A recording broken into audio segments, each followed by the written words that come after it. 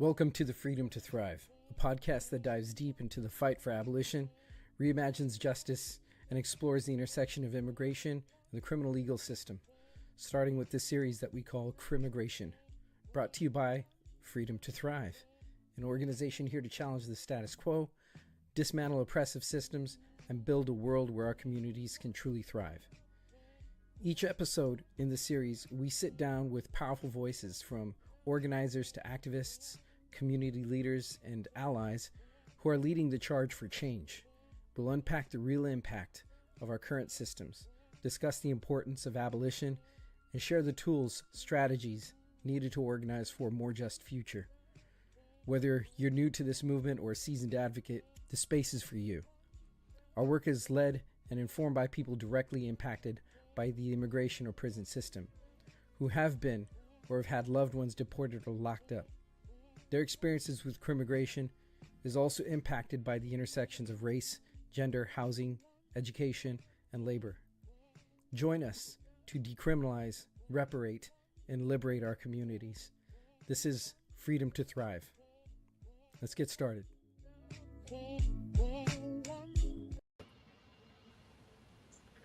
Yo, what's up, everybody? Appreciate you guys coming in for another episode of The Freedom to Thrive, brought to you by Freedom to Thrive. Today's episode is season 2, episode 4. We're on, Edwin? Yes, indeed. And yes, sir. And our panel with FTT is, as you see, Edwin, repping the Dodgers hat out of Boston. We got Karim out of New York. And our esteemed guests, we have Donovan Scribes. Mind if I go over your bio a little bit? Yep. Okay. Well, Donovan Scribes is a leading award-winning writer, producer, multifaceted creative, serving the greater Portland community. He's penned nearly 200 articles and has appeared in The Scanner, The Oregonian, Portland Observer, Portland Tribune, Street Roots, and more. Recently, he's curated a series written by Black Portlanders called Blackout, a 5-year reflection on the murder of George Floyd and the racial justice protests of 2020. We'll link to the series of writings and the Portland Mercury below. Also, we have Mac Smith. Mac is a father of 4 and a goat herder who is better known for his journalism, community building, and activism around Black culture and housing, and is now one of our council members, staffers out of the city of Portland. He currently consults for Ease and Abundance, operates an online blog called We Out Here Magazine, and curates The Thesis. First Thursdays, monthly live R&B, hip-hop, and everything Black music and culture event. It's been going on for well over 10 years and is a centering staple of the city of Portland. Welcome. Thanks for coming on, y'all. Yeah, thank you for having us. All right. Well, was that good enough? Definitely. Well, again, I mean, just really fortunate to have you guys on board over here with us. And just again, wanted to highlight the Blackout series and this reflection. I just wanted to starting with you, Donovan, ask you why was it so important to basically do this 5-year retrospective? Well, thank you again for having me, and also shout out to Mac's bio for himself on the tag here. Blackout for me was just seeing, I'm here in Portland, born and raised here in Portland. And when 2020 was breaking out, I can kind of go through different ways of feeling like we're making progress or we're not. But for a second in 2020, I was like, okay, people might really be getting this. And there was some movement around, taking cops out of schools. There was, disbanding the gang team with PPB, and there were, redoing how we focus our art or what public art we have, and just different things that felt like, okay, we're making some motion. And then that kind of quickly got snatched away.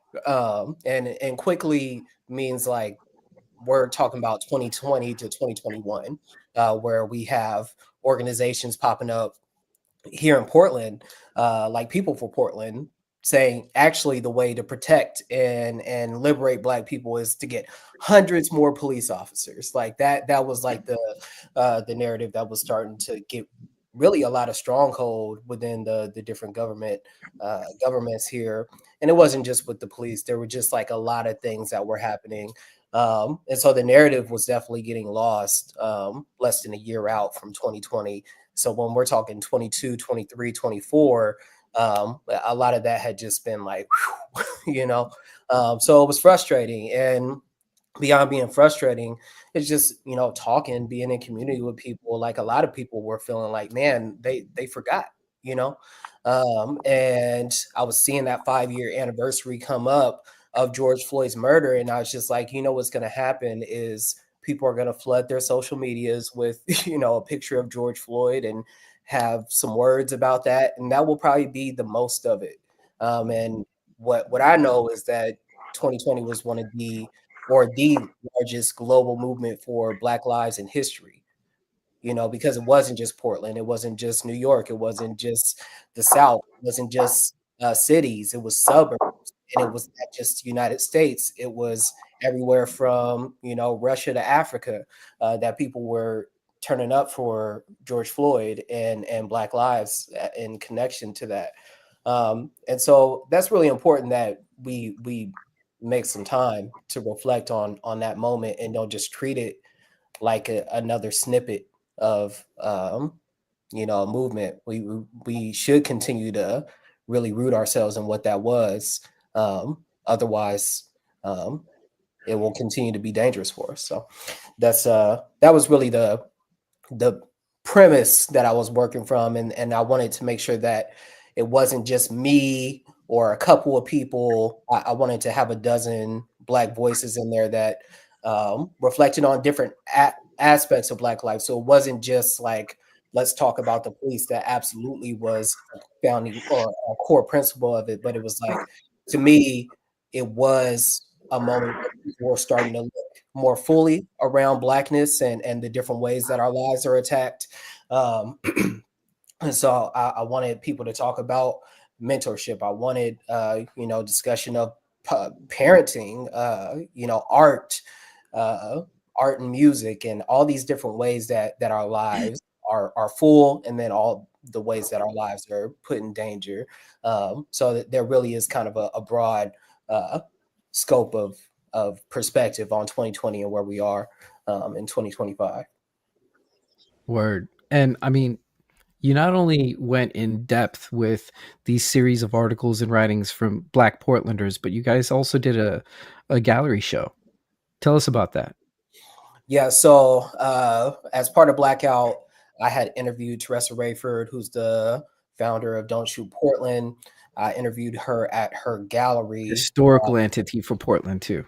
Yeah, yeah, She's historical presence. 100%.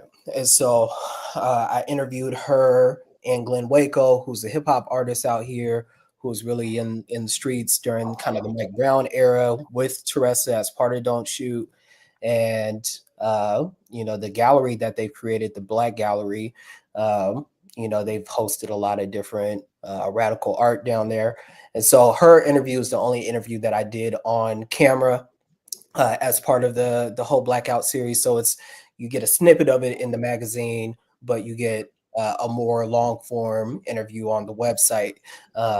And it's because she has so much history here in the city and can really talk about these things, not just from like the last 10 years, but give that kind of familial tie to what's been happening over the last decades. And so, anyways, when we got done with that interview, she was like, "You should do a show here." I'm like, "When?" She's like, "In a couple months." So I was like, "All right, let me figure out what I can put together to coincide with the launch."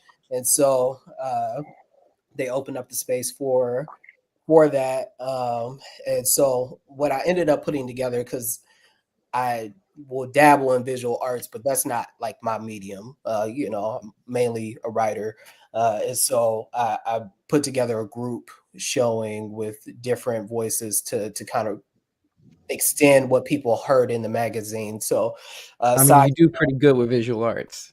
thank you, thank My you. for all y'all watching, this is actually a piece from Donovan. Yep, it says Harry didn't fight for reform. So I made that in 2020. But the blackout cover, the shot here, So sick. this was made by or shot by Cy Stone. So Cy, From that was the drone footage over the bridge, right? The Burnside Bridge. This is a different shot. This is a different Okay. shot. I know exactly the one you're talking about. So this is actually on MLK, and he just Cy was out there with his camera and got that shot. And so I asked him for some pictures from that time because I know he had been shooting heavy during 2020, and I was like, that's the one. So we put that on the cover. But when I was thinking about the gallery show, I was like, he has so many shots that can help anchor this show to get people to reflect back on 2020. So I took images that he shot and I paired them with a quote from each writer that they had inside of the magazine. And so it was size photos with quotes from Blackout, and then Ronan, who you also have some art of his right behind you with that Malcolm piece. Malcolm X, yeah. He's got his More Than February series where he's just highlighted different icons in Black history, Black now. And so I had him put some of his work up of different people who've influenced me in different ways. And then that was like a mirror reflection to some coins that I commissioned Sabina Monet to make of different icons here in Oregon, like black pioneers. And it was really kind of based off of my last essay, Symbols Matter, inside of the magazine. But in Symbols Matter, I talk a lot about kind of iconography and how things show up in our lives. And so the people I highlighted were York, who was the first Black man to come out here to Oregon.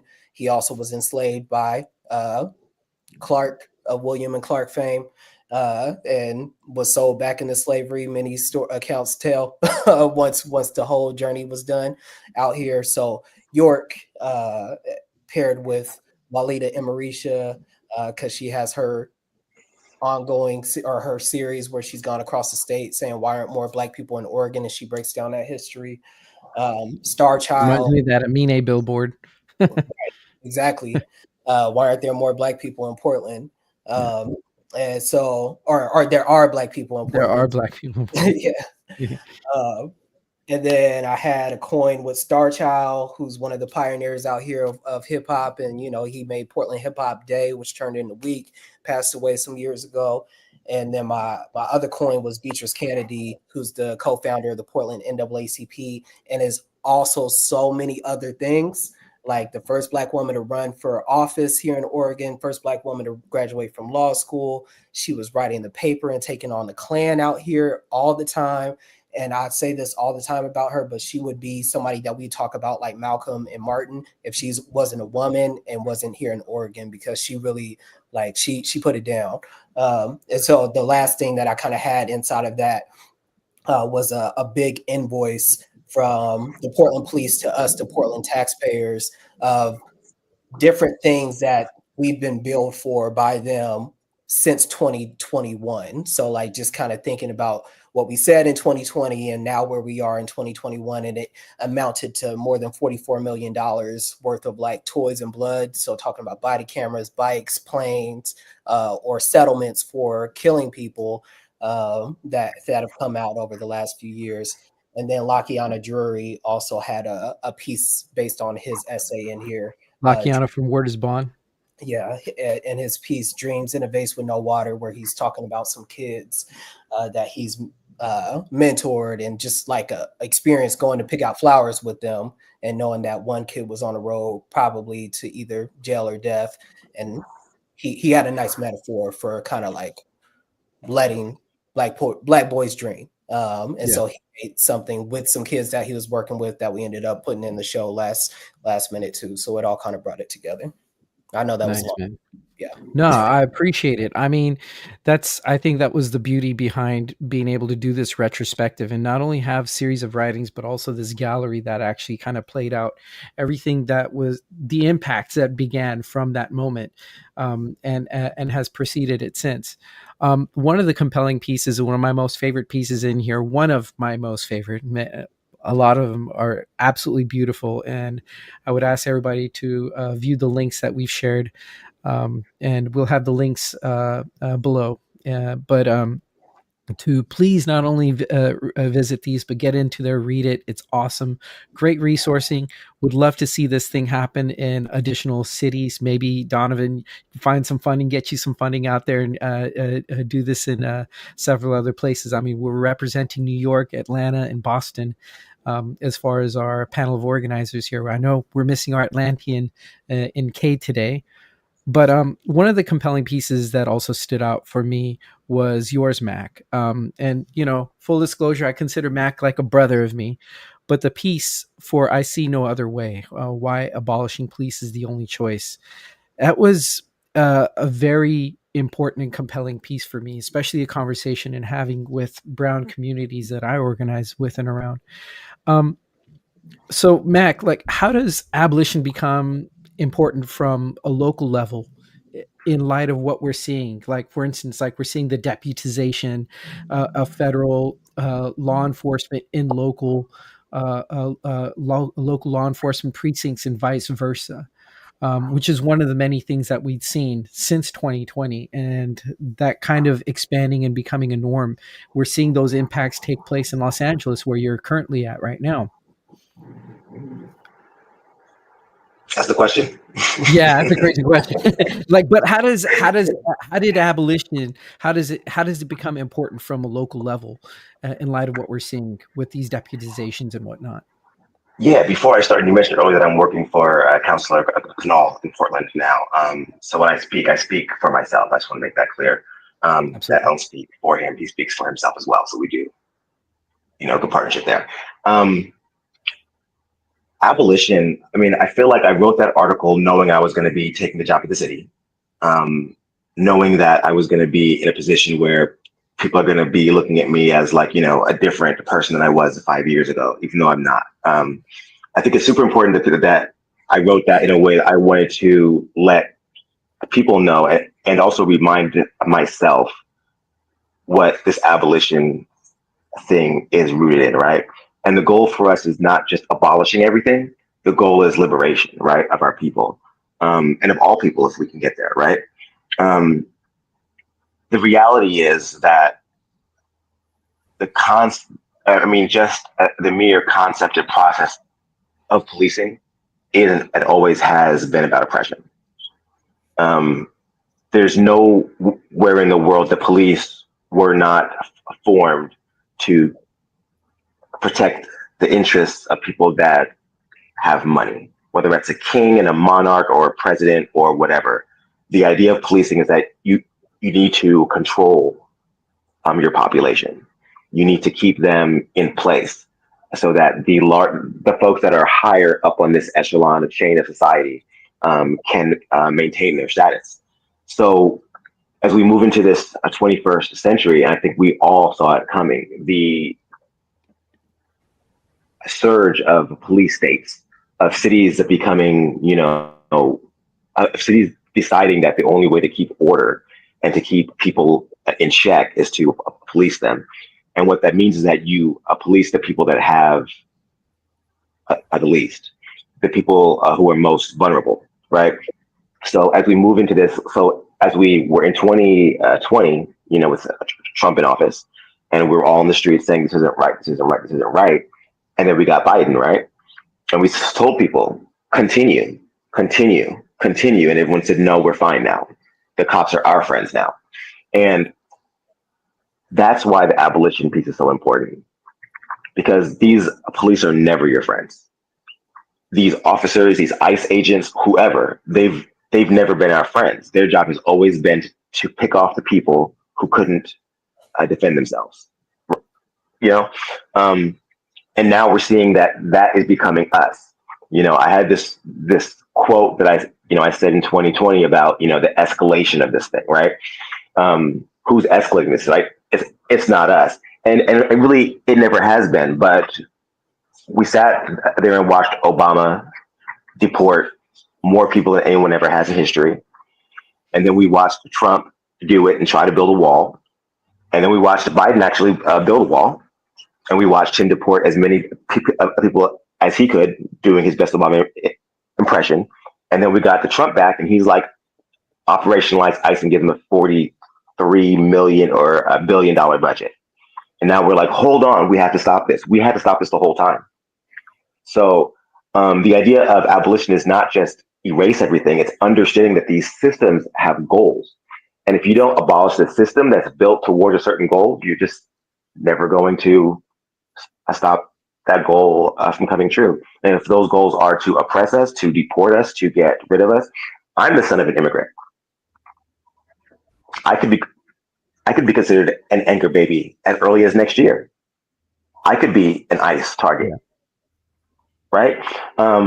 So I think that's really important to keep in mind. These things are not. It's not just about abolition, destroying things, getting rid of things. It's about destroying the things that are doing us dirty, so that we can come out on the other side.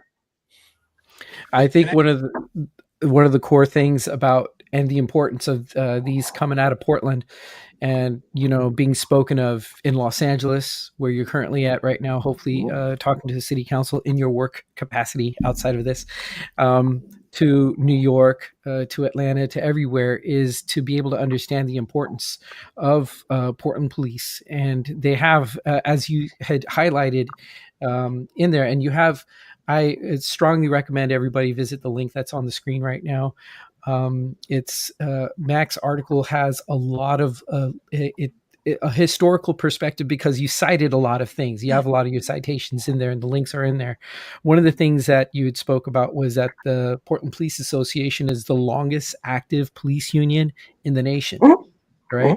And it was started by a Nazi. That strikes at the core of law enforcement and policing, and how it's the recipe is being taken from here. So everything that happens in law enforcement across the states, to just below the belt and whatnot, I mean, everything is basically cored and centered on how they organize as a union. And the Portland Police Association, the PPA, they set a lot of precedent, in going into all this. Yeah, that's the longest running way out here. Yep. Just go ahead. I just wanted to start by saying, how thankful I am that you both are, having this conversation with us, because I come from the immigrant rights ecosystem, and for the longest time, I've probably been doing that for about 20-something years. And for the longest time, we've been told, oh, we need reform. The last immigration bill that was introduced in Congress a few years back, where a lot of the professional, quote unquote, organizations that are well resourced, politically connected, and that have, deep connections to special interest groups, kept telling us, oh, you got to push this, you have to push for this. But when you look at the specifics of the bill, it was all about all the things you talked about: more money for border security, more money for enforcement, technology, has grown exponentially to identify, to stop, to monitor, to do surveillance, immigrants, whether you're undocumented or not. As much as they're saying it's not true, it is true. So I appreciate,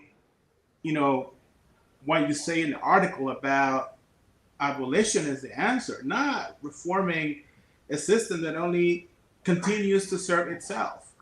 So, I think that you guys and your message transcends, the, Black liberation movement. I think it transcends and it intersects with, for instance, what I think is the immigrant rights movement or ecosystem. Because, they're both being attacked, from the same, ideological characters, from the same system, by the same systems, by the structures that at the end of the day represent, the economic system that we live in. At the end of the Yeah. day, if you uncover, and turn the stones, it's all about profit. Mm-hmm. And it's amazing, like, like right now, I mean, we don't, it's public. The budget for ICE has grown in a way that has never happened in this country. And so, Yep. but I want to circle back to, the conversation about the last 5 years. And I wanted to, I guess, ask you, what are the biggest lessons where the movement is at? And, you know, what are the connections that you see, what's happening today? And I selfishly asking, what is the connection to what's happening to the immigrant community in particular? Can't take that down, Anthony. Can I handle that one? Okay. First of all, I want to say, thank you for that question. My father's Cuban, so I also understand that. He came here on an inner tube, so you know what I mean. Like I feel it. Um, I think it's the same struggle, and I think that we oftentimes find ways to separate ourselves by race or whatever, or what our situation is. But the oppressor is the exact same, right? Um, it's like, I'm like a comic nerd, right? So it's like Ultron, right? Like Tony Stark made Ultron to like protect America I love the and reference. guard the world, right? And then what happens? Someone else gets control of the same weapon. Um, People in positions of in high levels of capitalism love to build these weapons and say that they're for our protection. And then as soon as we don't act right, those weapons are on us, right?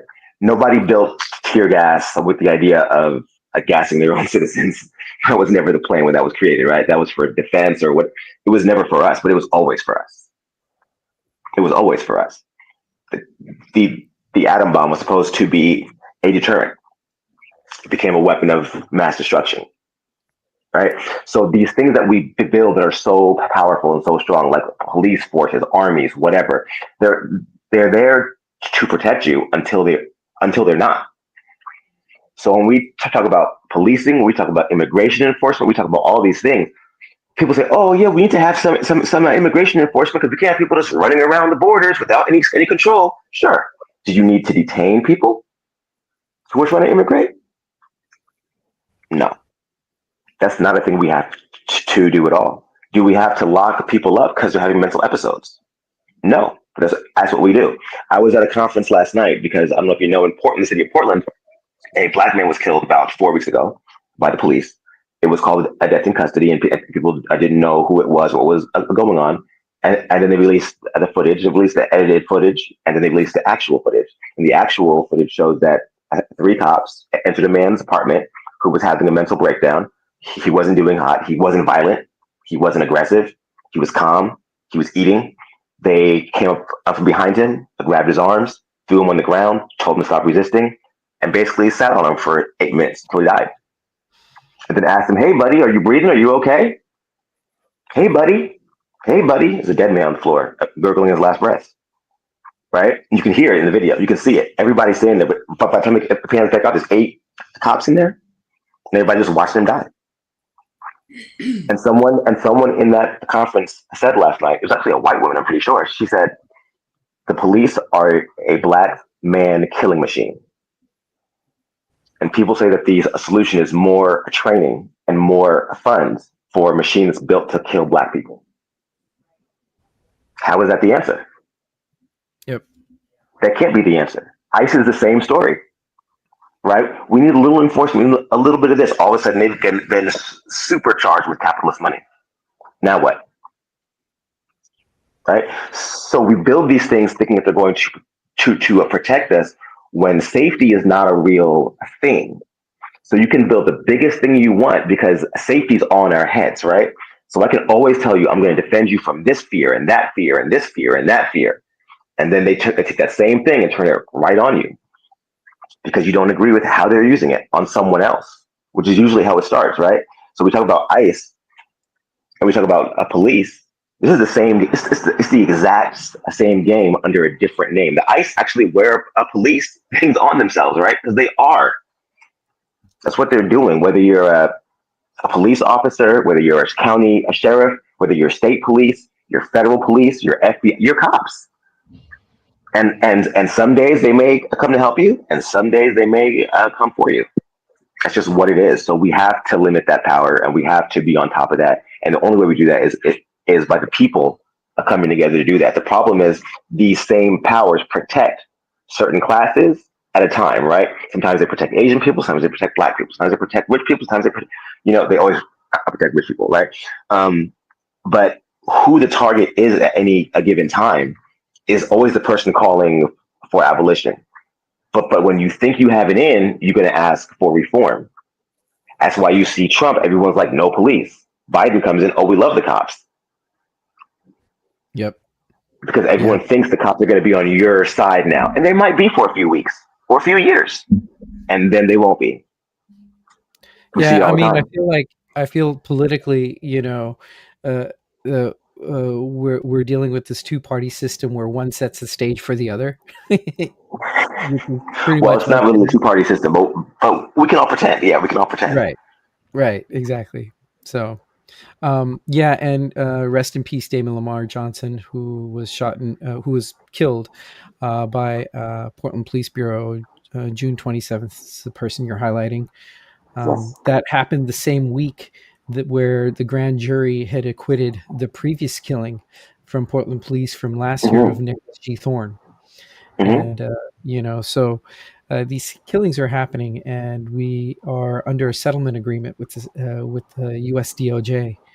And now that we have this new administration, they're going to try and sink the entire DOJ case and shut it down. And we'll see what precedents we can set and what rights we have with the federal judge. It's likely that he's going to fight it and try and stay it.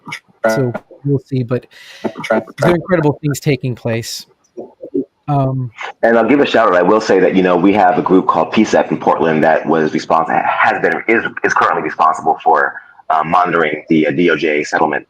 And one thing that we're trying to do in the city of Portland is codify that agreement in the city charter, so that if and when the feds do come in and just to take this order away, saying that we're in compliance, despite the death that just occurred of a mentally ill, recently homeless Black man in his apartment, in his own apartment, they'll say, I've heard them say, we are close to compliance.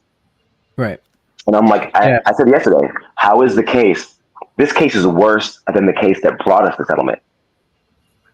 Yep. This video, if you watch this video, it's as bad or worse as watching the George Floyd video. Yeah.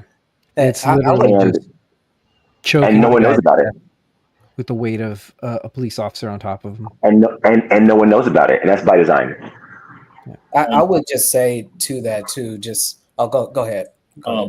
That's the question that I had on my mind, right?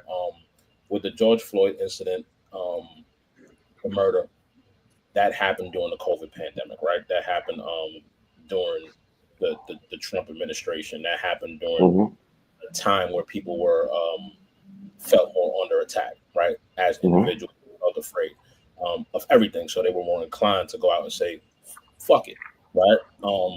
Now, in those 5 years, people kind of forgot about COVID within 2021 as to the blackout, right?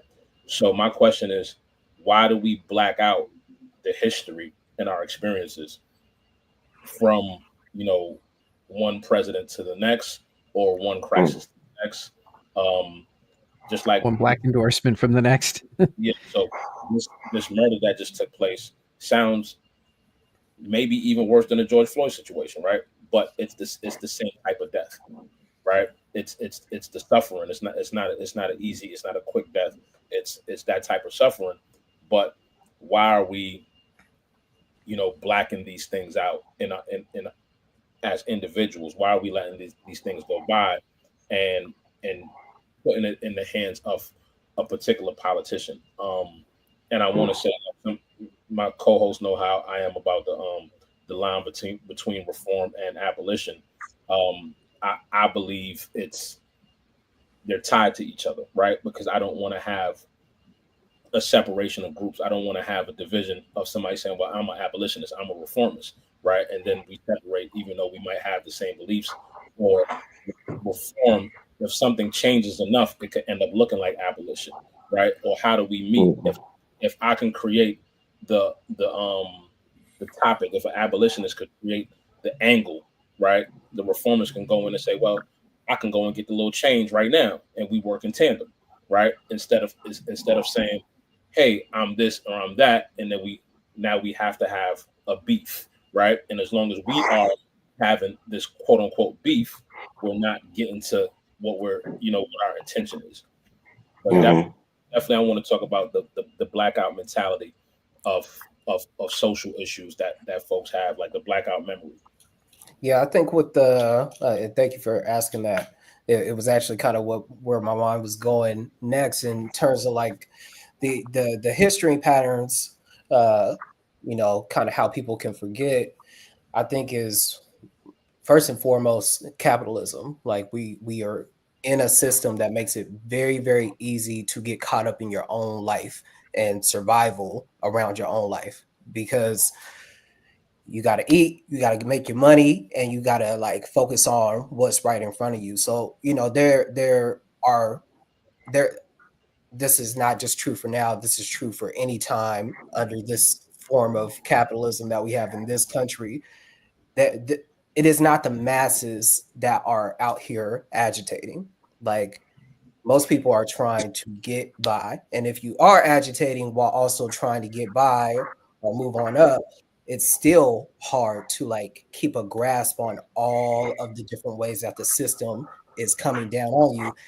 And so even for me, I've become, and thinking about this 5 years, I've become a parent, and in those 5 years, and even parenting is like another thing when you're trying to hold on and maintain and do all the things that can become another thing that engulfs your life. And so these are not scapegoats, but they are part of the reasons that people you gotta maintain out here. So that's one reason.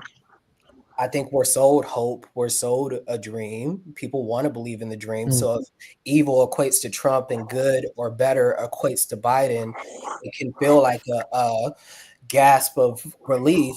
And it is. They're not the same people. Otherwise, we wouldn't be having all of the same things happen. We'd be having a lot of the same things happen, and it wouldn't be headlined in the same way. But they're not the same people. They're not doing the exact same things by any means.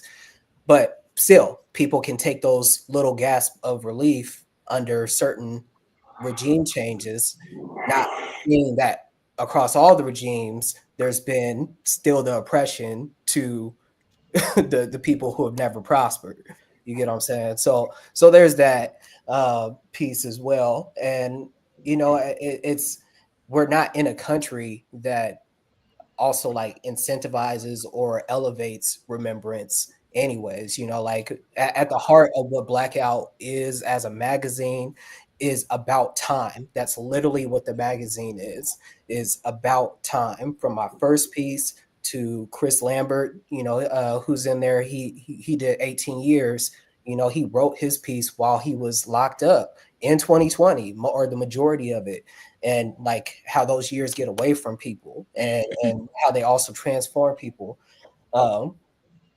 But inside of these like ways that time gets away from us, we don't lift up like the agitators. We demonize the agitators. We erase the agitators. We try to, and we also try to make agitators conform if we can. Like that's also a big part of this kind of, like when you really look at what happens across time in this history. And so sometimes even agitators can become the people to tell you, why'd you do that like that, and so there's not like a strong, the only reasons that I know so much of the history, like of my state, of my country, like of my now, is because I'm like just very curious. Like I'm very curious, and I won't stop, and I'll try and dredge that up as much as I can for other people because I think it's important,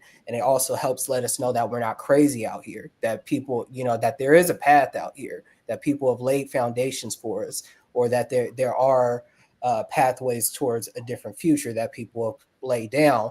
But nobody wants to be out here in the dark with a flashlight. But sometimes when you're somebody who's deciding to do work, there's not like the same type of community that there can be for conforming. And like that, there are a lot of incentives towards conforming, towards not actually leaning into these change points that can happen. Capitalism doesn't want anti-capitalist behaviors. That's not, those things are antithetical to each other. So it's a lot of things inside of why memory is so short.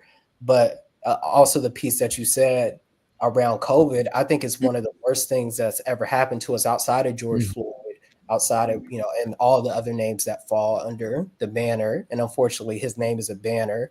But this is a man, who lost his life. But COVID, like itself, that's kind of like what I led with in Blackout, was talking about the COVID. Like that was the first time that I've ever seen the world generally shut down. It didn't shut down for real. Capitalism was still morphing itself to still figure out how do we survive and keep our entities in place so that when things do get going, we're good, but still, for the most part, things had shut down, and it shut down with like a real threat, like to our health. Like just like sneezing became like dangerous, like for real. You'd be looking at people crazy just for coughing somewhere.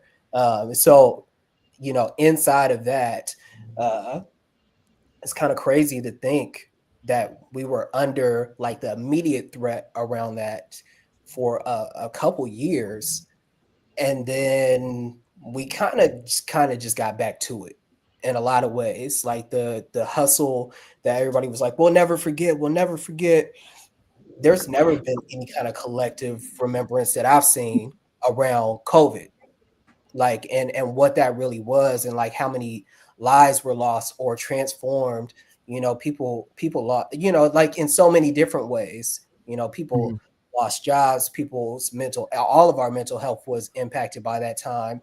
Again, not even thinking about the protests, not even thinking about the wildfires, not even thinking about the ice storms, not even thinking about, all of these different pieces. People lost loved ones, people lost providers inside of their homes, people lost, like so many things. Funerals happened and you couldn't even go to the funeral because you had to be physically, distanced from things. Like there were so many things happening around that time, and we just kind of got back into this grind. Things now on the other side of it are more expensive, and there's less money out here, and so it's like, again, what if there's less money and things are more expensive? People are in that grind. People are in the grind. The time kind of sped up too, and so your time gets lost. Your time gets lost because you're trying to keep up. And so it gets dangerous too when people are trying to keep, on a different front. It gets dangerous out here if more people are trying to grind and trying to eat while also trying to keep up with what's going on outside. So it's a lot of things happening. And then on top of that, I said when we don't factor in George Floyd, but when you factor in George Floyd on top of all of that, it's a lot, I mean, I think of my brother Karim, who's on with us, because you spent many years, and when you came out in 2020, you came out to all this craziness, right? It was 2021 when I got out, but I did. You got out from ICE in 2021, right? 2021, but I did basically from Bush to Trump, right? Yeah. So that, four presidencies, right, all the way through. That's why I disagree with you say that they're not the same, because each of these presidents I've watched, because my fight was on the inside. I've watched them pass bills that build the foundation for the next one, because the company, right? It's a company, but the president is just coming in to further the agenda. So when you say Biden, well, didn't do these same things, well, but he passed the bills. So when we're looking at CCOT in El Salvador, we're looking at the LA Declaration and how that was signed to have this partnership on deportation with these other countries in the Americas to push this initiative, because Trump can't do this, what he's doing, as quick without that bill being signed, right? That act being signed. Obama, the Muslim bans, the things that these presidents put in place for each other to come along and finish the job. Or what's the initiative? They pass over the files like, this is the direction we're going in, and we continue in that direction. So they have all done it. No, none of them have ended private prison, right? None of them have done that. They have expanded it in so many different ways. So we might see different characters, right, but the same action. So Biden played us by I'm asleep, I'm sick, but I'm gonna just keep doing these things. So, I don't think Biden even really tried to play us. Like, he literally built the cop city. yeah, They shot protesters, right? Like, it wasn't a game. Like, he built the wall. He built Trump's wall. Trump could not figure out how to build that wall. He got it started, couldn't get no traction on it. Biden came in, said nothing about it, and built the wall. After 4 years of campaigning against this exact wall, he came in and built it, and nobody said nothing.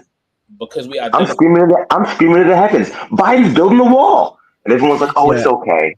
One of the excuses that I heard from these Pod Save America assholes was that the justification, the liberal justification was that, well, it would have been too expensive, and the liabilities from backing out the contracts that was already promised. And I'm like, bullshit. That's what man just said. They just pass the files on. Accept the risks. Here's our reasoning. Here's the infrastructure. Go do the work. It's your turn. I lost. You won. Go get it done. I was going to get it done and smile and dance, but you can go ahead and get it done and be mean to people, whatever. Same thing. We don't like Trump because he's an asshole, right? That's what it comes down to. Right. He ain't the first president to deport people. He ain't the first president to be a weirdo. He ain't the first president to destroy his enemies in horrible ways. He ain't the first president to disappear people. Ain't none of that new, right? He sucks. He does. Is he weaponizing things and making it really big? Yeah, but really, this was already happening, and it was happening quietly. Now it's happening loud. Now there's a bigger budget for it. Now we're seeing it in daylight.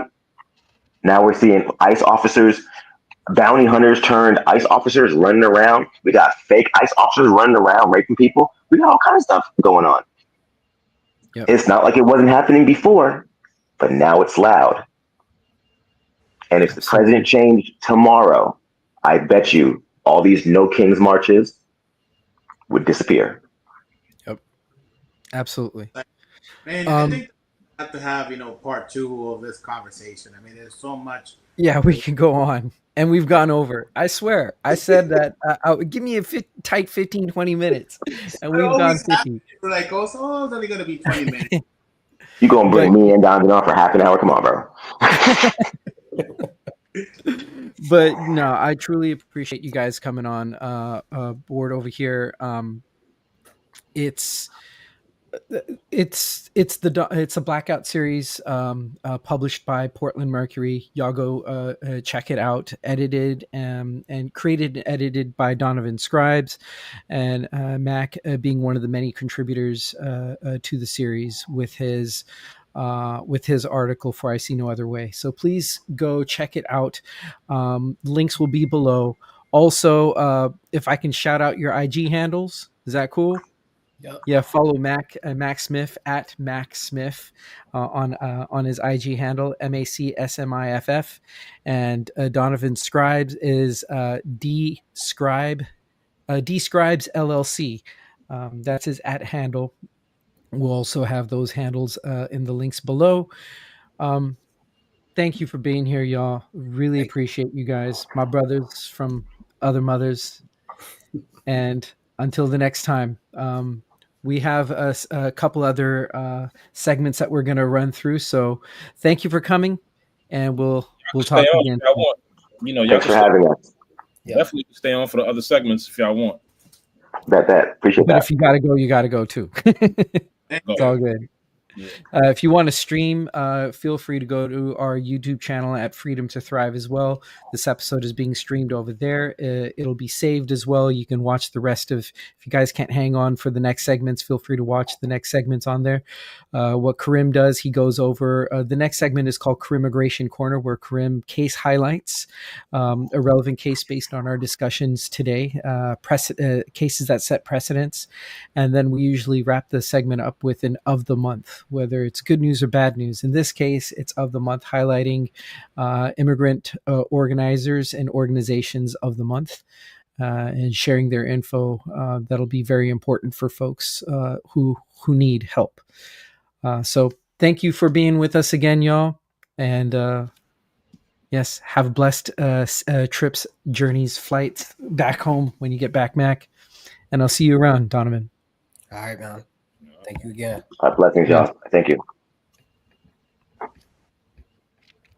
All right, I'm gonna jump on this Crimmigration Corner. Today I'm gonna highlight the case of Franklin Akpo. Okay, somebody's. So Frank, just to tell the story of Franklin Akpo and in relation in context to the conversation we just had with state-sanctioned black murder. Franklin was a Senegalese national who came to America fleeing persecution.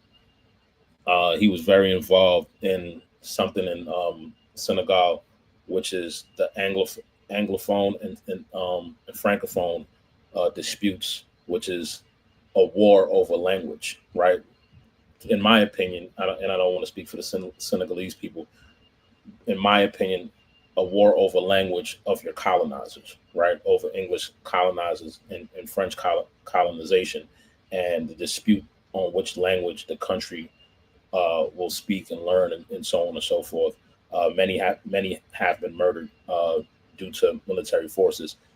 Using this information that Franklin fled for safety in his immigration case, he won. The immigration judge found that he basically proved that he was entitled to protection against torture. After gaining that protection, he wasn't released from ICE because there's a policy that ICE has that's to hold you and to find a safe third country. So they hold you for 60 to 90 days after the immigration judge has warranted your release. So while Franklin was awaiting his release, he was placed in solitary confinement and died in solitary confinement, allegedly from a drug overdose. At which time officers were supposed to give him medical treatment and put him on an observation. We've recently found out that no waiver was signed by Franklin denying medical treatment. And the officers also did not do their required 15 minutes of security checks. Not doing those security checks severely impacted Franklin's survival chances. When he was finally pulled out the cell, the equipment that they had to resuscitate him was defective, and they had to wait on paramedics to bring working equipment. So Franklin died because of what happened in the facility. It's been a highlight in this case because, I have some involvement. I actually worked on the actual case and helped, Franklin to win the case.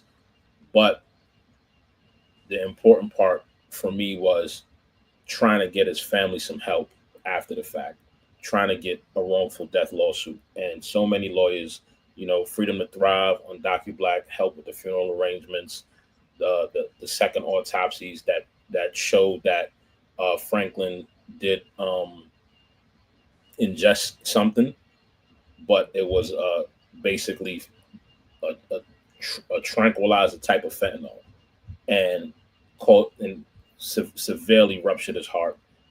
But this information was withheld from the family in the first autopsy. So the second autopsy revealed all of that.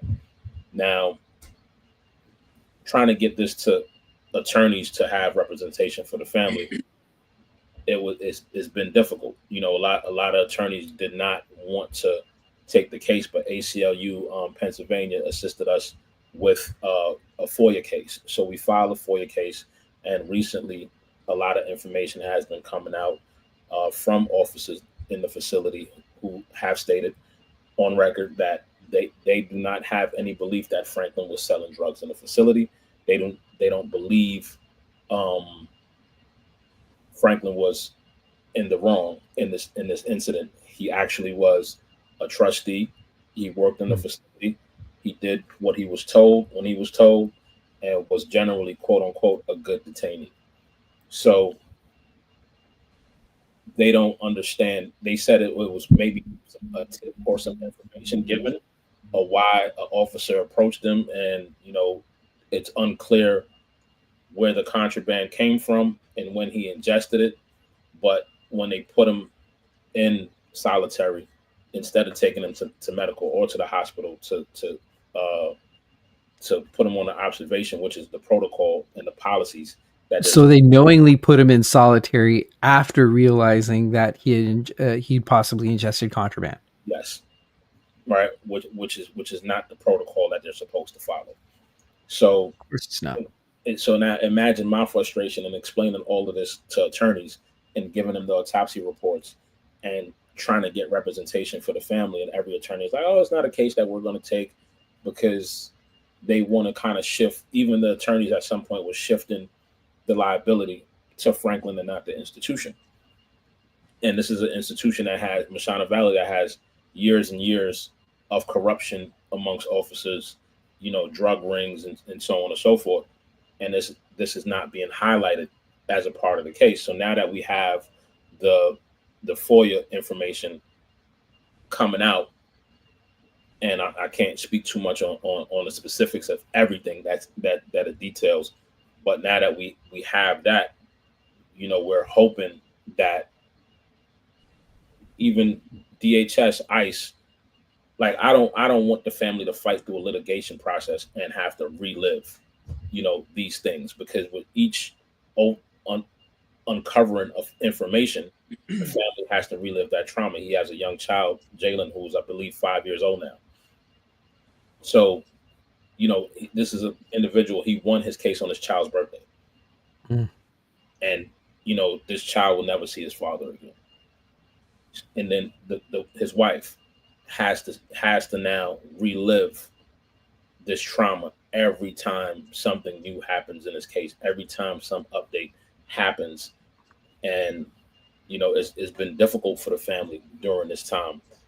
And that's why I wanted to highlight this case, because there was a time where we elected not to do any comms, any publication, anything, to live in the public eye and bring more trauma to the family, who also at the time had their own immigration situations, being undocumented at the time and having to fight through that and didn't want to go through any retaliation.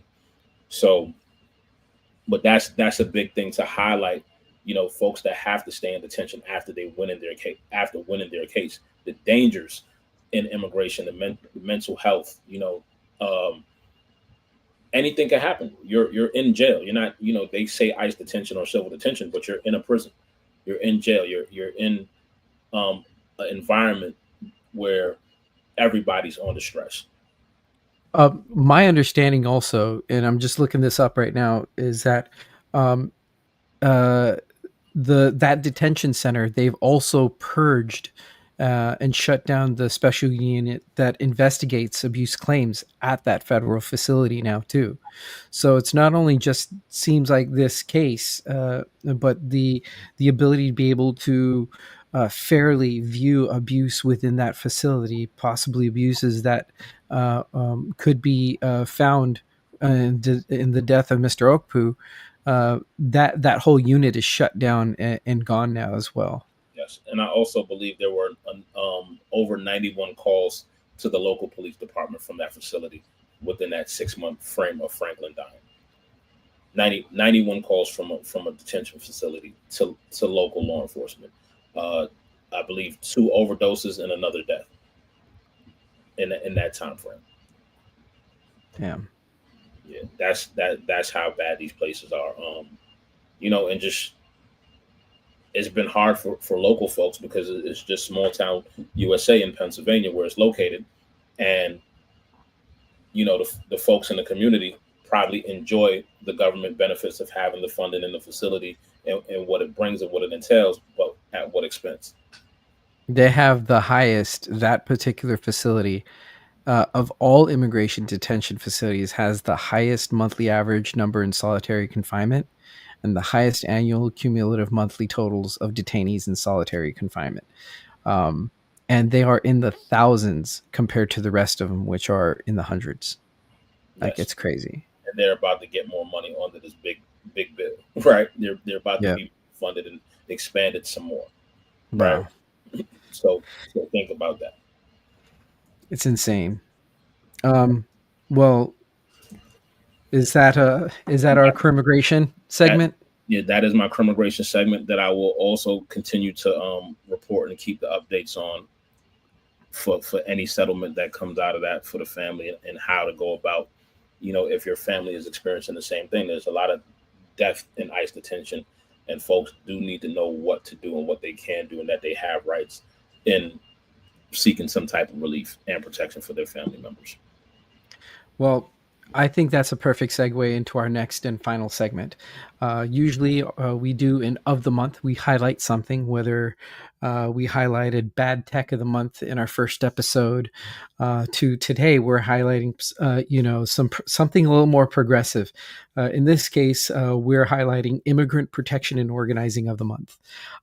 These are important as our panel between Edwin, Karim, myself, we Boston, New York to Portland are, but even I wanted to highlight something in Los Angeles as well, and also ask folks that once I highlight these organizing these very vital organizations per our regions, those of you guys watching, listening, please comment below with an asset that we would like to highlight that in your region that would be equally as important for those that are being currently persecuted as far as immigrant communities are concerned. But in Boston, Edwin highlighted Luce Immigrant Justice of Massachusetts Network. Please go give them a follow and look them up. It's Luce, LuceMass.org. Portland, we have PIRC, which is the Portland Immigrant Rights Coalition. You can go see them at PIRC Oregon, PIRC Oregon.org. They also have a hotline that you can call if you or a loved one feel like you're being persecuted or has been persecuted or detained by ICE. Legal resources and organizing resources are immediately available. You can call 888-622-1510. Again, that's 888-622-1510. In New York, we have several organizations to highlight. I believe Karim has allowed us to understand 5. We have Families for Freedom, which is familiesforfreedom.org. UndocuBlack Network, which is under thejusticepower.org. And you can look up the UndocuBlack project in there. Again, UndocuBlack Network. We have Clemency Coalition, which is clemencycoalitionny.org. Again, clemencycoalitionny.org. You have the Immigration Defense Project. And you also have VET or Viet Rise, VIET Rise. Yeah, right. Clear. That's California. Oh, that's California. Okay, let me throw that down here.